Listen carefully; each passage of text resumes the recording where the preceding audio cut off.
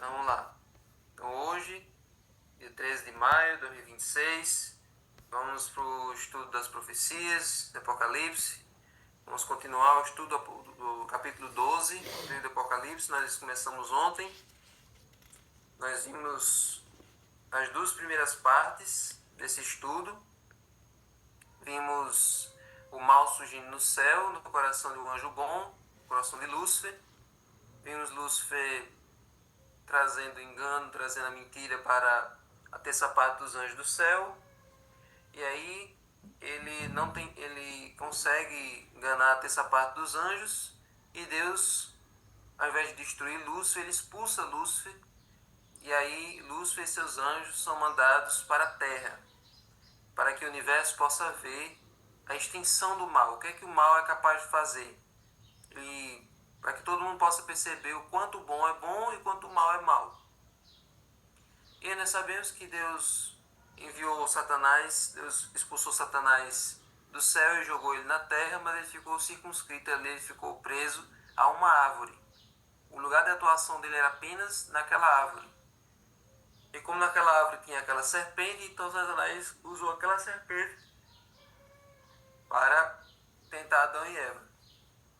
E aí quando os dois caíram, então o pecado passou a todos nós. E aí nós vamos para a segunda parte durante o conflito, que é quando Satanás tenta atacar Jesus durante a sua infância, não consegue, Jesus sobrevive, e no final da sua vida Jesus vai caminhando, vai se prontificando, vai se entregando para o Calvário, e Satanás o tempo todo tentando evitar com que ele chegue até lá.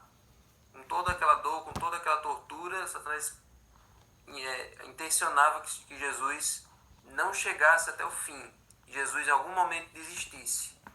Mas ao Jesus completar ali a sua obra, completar ali seu plano, Satanás é derrotado e Jesus já é vitorioso no grande conflito. Então o objetivo de Satanás hoje é, já que ele está perdido, levar o máximo de pessoas para se perder junto com ele. Então, hoje nós vamos ver as outras duas etapas desse conflito, certo? A perseguição de Satanás à igreja durante a Idade Média e a perseguição de Satanás hoje contra os remanescentes, certo? Então vamos lá. Em Apocalipse 12, nós vamos ver agora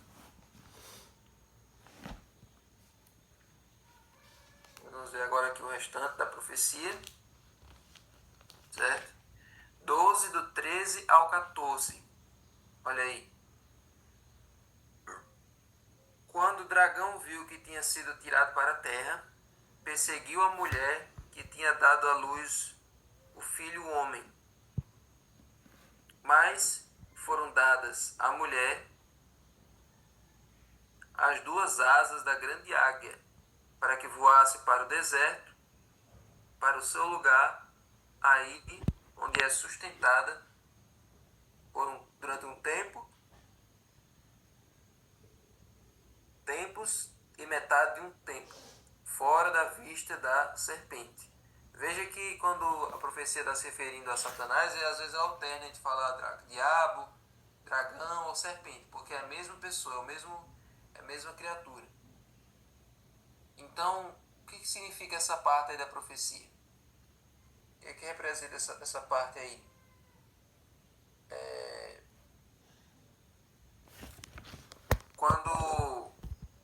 Quando Satanás agora se volta para a mulher, ele começa a perseguir a mulher, começa a perseguir a igreja. E aí essa mulher, ela recebe essas duas asas da grande águia, ela foge para o deserto e é sustentada durante um tempo, 2 tempos e metade de um tempo. Todos vocês já lembram, certo? Todos vocês já têm uma ideia do que representa esse tempo, tempos e metade de um tempo. Nós já vimos isso lá em Daniel, já vimos agora em Apocalipse, certo? Aí olha o verso 6. O verso 6 diz assim: a mulher, porém, fugiu para o deserto, onde lhe havia Deus preparado um lugar para que nele alimenta e a sustenta durante 1260 dias. Olha aí. Então, eu já disse a vocês que a Bíblia se refere a esse período de perseguição de várias maneiras. Então, tem várias expressões que querem dizer o mesmo período. Então, 3 anos e meio, um tempo, 2 tempos, metade de um tempo, 42 meses, 1260 dias. Essas 4 expressões estão se referindo ao mesmo período, de 1260 anos. 1260 anos de perseguição papal. 1260 anos de supremacia papal. Supremacia papal é uma expressão que vocês têm que aprender, vocês têm que decorar, porque nós falamos aqui frequentemente. Foi o período em que o Papa mandava e desmandava no mundo. Agora vem a pergunta de $1 milhão. Quando começou esse período e quando terminou esse período?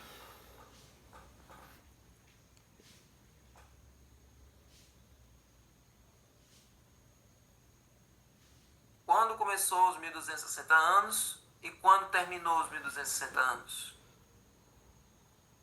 Vou ver se agora vocês lembram, que eu já falei isso desde Daniel e todo dia a gente repete isso aí. Pode dizer. Quando começou esse período de perseguição? Quando é que o Papa conseguiu esse poder todo? E quando é que esse período acabou? Quando é que o Papa perdeu todo o poder que ele tinha e nunca mais teve o mesmo poder que teve naquela época? Foi quando um dos papas foi preso. Sim. Quando é que começou esse período e quando é que terminou? Aí você me pegou, Davi. Eu não acredito, não. Os 1260 dias, certo? Vai do ano 538 depois de Cristo, aqui, ó. Supremacia do Papa, foi a expulsão dos ostrogodos, aquela a gente viu aqueles últimos 3 reis. Você não tá lendo, não, né? Que começou os valdenses. Até 1798, quando houve a prisão do Papa Pio VI, lá na França. Você não tá lendo, não, né? Era por um da guarda lá, de Napoleão. Alguma coisa como Berthier. Então, tá tudo anotado aqui. Não, eu tava dizendo assim, sem ver. Eu escrevo ao lado de cada... Vocês foram... Peraí. Vocês foram... Não, eu não fui não, por isso que eu perdi os anos, Davi. Eu me enganei nos anos. Acho que Samara que está lendo aí. Mas é bom, porque pelo menos a gente relembra. Tá bom. Então, os 1260 dias que a gente já sabe que corresponde aos 1260 anos, vai desde o ano 538 até 1798, quando foi a prisão do Papa. Tá certo. Se ele queria que vocês a gente guardassem tivesse aprendido, Samara. Eu sei. Você esquece que eu também sou professora de história. Não vou dizer nada. Deixa ela, Davi. Eu decoro alguma coisa, assim. Tá bom. Vamos seguir. Daqui a uma semana eu vou perguntar de novo. E eu não quero que nenhum de vocês leia. Não leia em anotação, não leia da revista, não leia de lugar nenhum. Esse período vocês têm que saber de qual, certo? Quando é que começa e quando é que termina. Porque esse período tem Daniel, tem nas 7 igrejas, tem nos 7 selos, tem nas 7 trombetas, tem Apocalipse 12. Ele aparece toda a vida e a gente precisa saber. Então não olhe em lugar nenhum, certo? Então vamos lá. Então a mulher fugiu para o deserto e Deus guardou um lugar para ela ali, para ela ser sustentada durante esse período. Agora, como é que ela foi sustentada? No deserto, esse deserto representa os lugares isolados, os lugares escondidos, as cavernas, como Samara falou, que eram dos valdenses e os albigenses, eles se escondiam para preservar a palavra de Deus, e lá eles foram guardados da perseguição dos papas, certo? Então, é isso que representa essa perseguição aí que a igreja fez e que agora eles estão aí sendo tendo que se esconder. Mas Deus protegeu a igreja durante esse período, certo? Então, tá aí, ó, os anos de supremacia papal. Então, gente, agora vamos ver o verso 16. Ou melhor, vamos ver o verso 15. Então a serpente lançou da boca água como um rio atrás da mulher, a fim de fazer com que ela fosse arrastada pelas águas.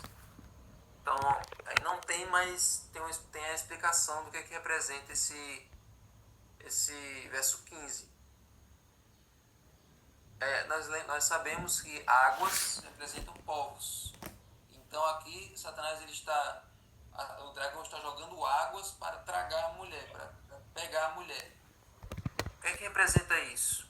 Isso aí, gente, representa justamente o Papa lançando seus soldados, lançando ali a perseguição para alcançar a mulher.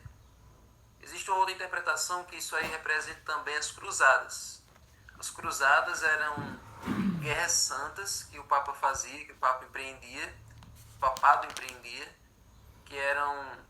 Eles convocavam todos os cristãos que pertenciam à Igreja Católica para eles formarem um exército para recuperarem a Terra Santa, a Terra de Israel. No período da Idade Média, a Terra de Israel estava sem saber de quem pertencia. Uma hora pertencia aos muçulmanos, uma outra hora pertencia aos cristãos, eles viviam em guerra para discutir quem é que ficaria com aquela terra.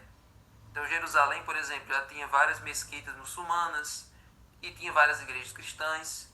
Então eles ficavam disputando para ver quem ficava de posse daquelas cidades que eram sagradas para as duas religiões. Então o Papa organizava essas cruzadas para recuperar esses lugares. Então essa profecia aqui do verso 15 pode tanto significar as cruzadas, essas perseguições, essas guerras santas que o Papa organizava, como também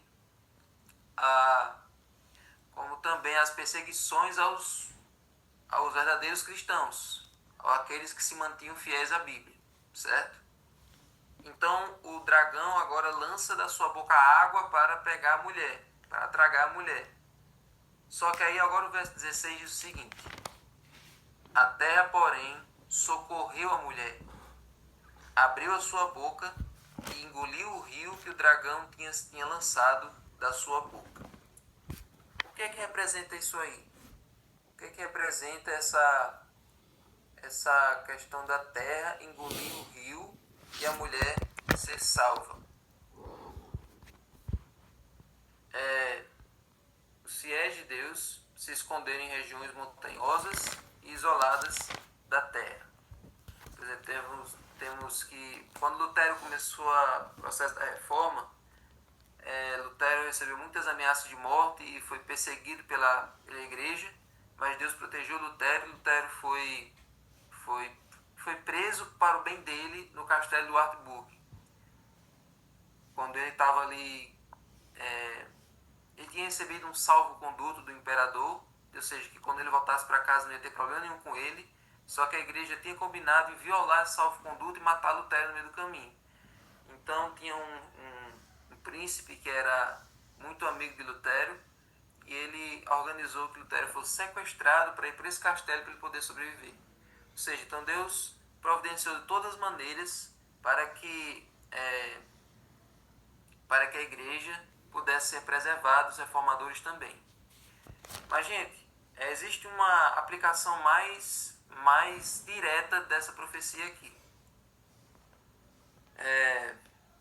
Se águas representam povos, lugares povoados, lugares cheios de gente, então isso representa uma coisa, isso quer dizer uma coisa, que terra deve ser o contrário disso. Se água representa países lotados, cheios de gente, uma civilização lotada, vários povos, nações e línguas, então terra representa o quê?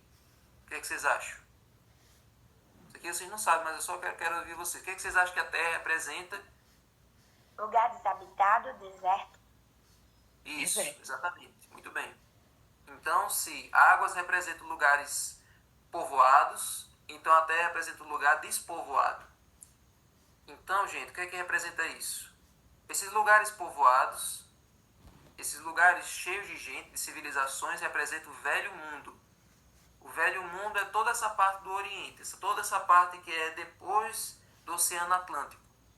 A Ásia, a Europa, a África, né? Toda ali a região de Israel, toda aquela parte ali é o chamado velho mundo.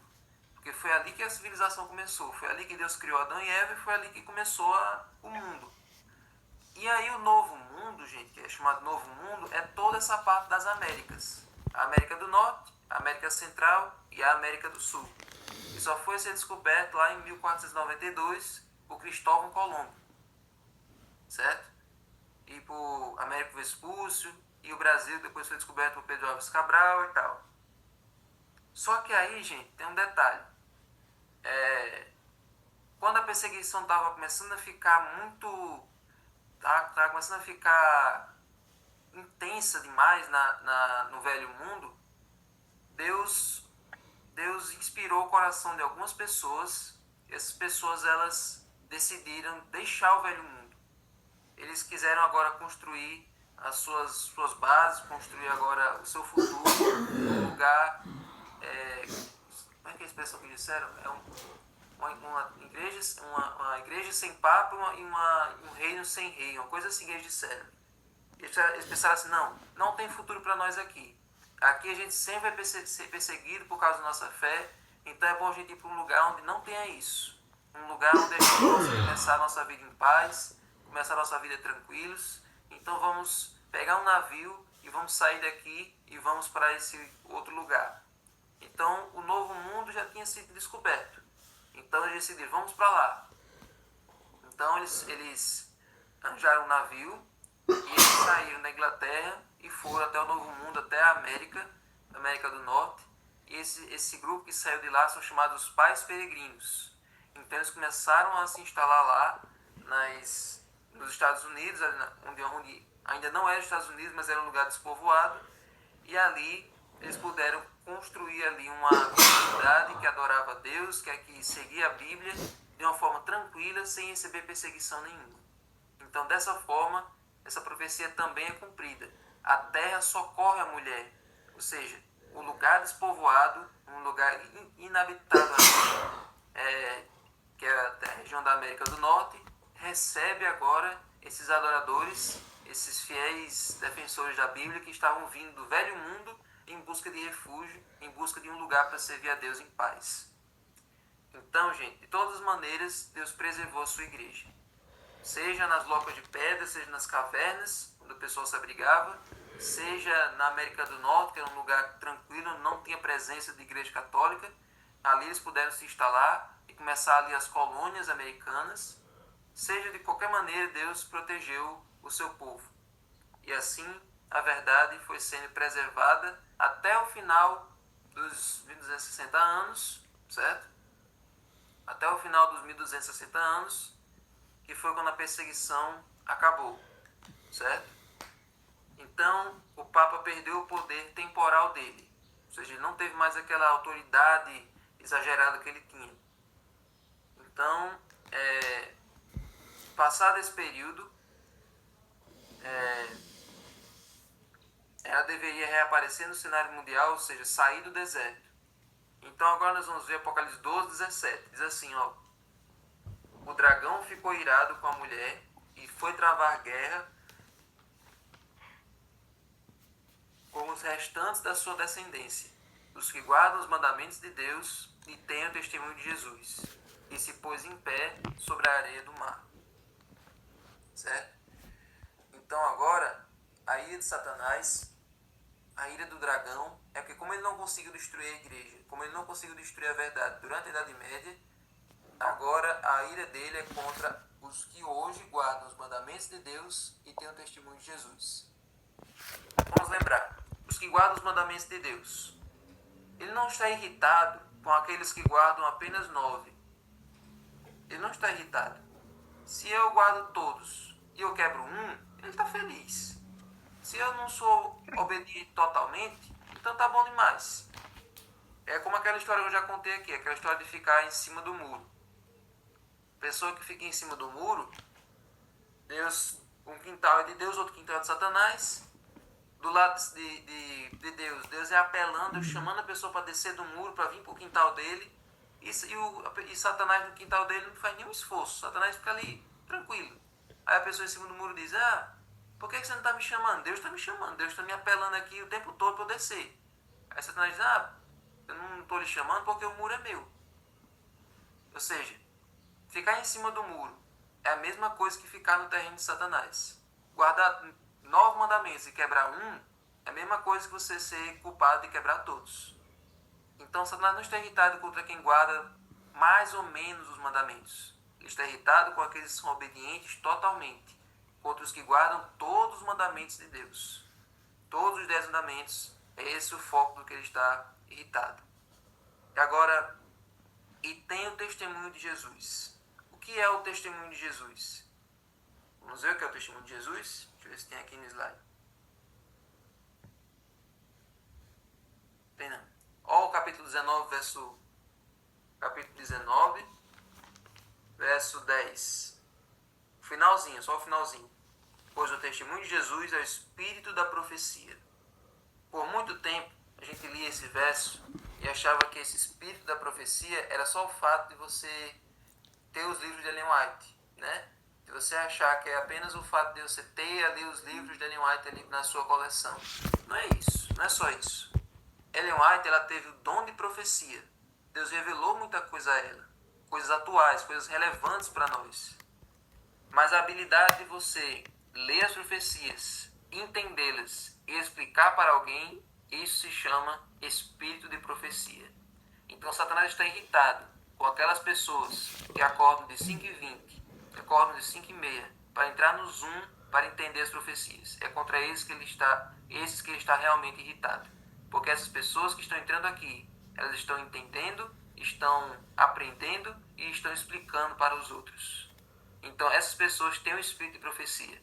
Elas estão estudando as profecias que outras pessoas receberam o dom e elas estão aprendendo e passando para os outros.